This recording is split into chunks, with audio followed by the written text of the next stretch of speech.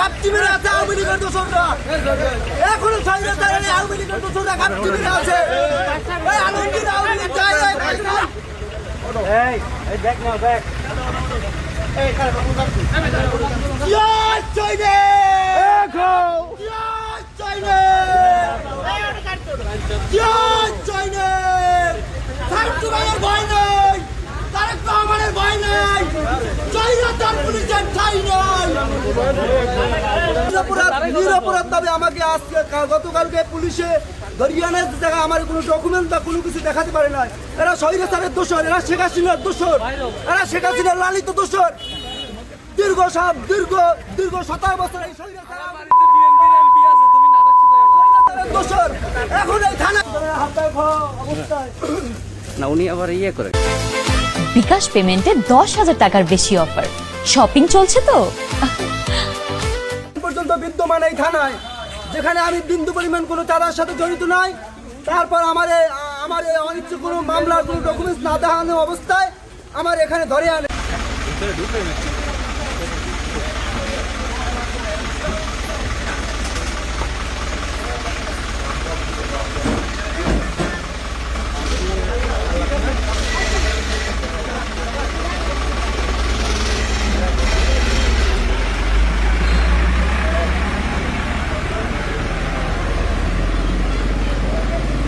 এখানে বালু ফেলাইতেছিলাম, তখন মানে দুদিন আগে বলছিল যে আমাদের চান্দা দিতে হবে।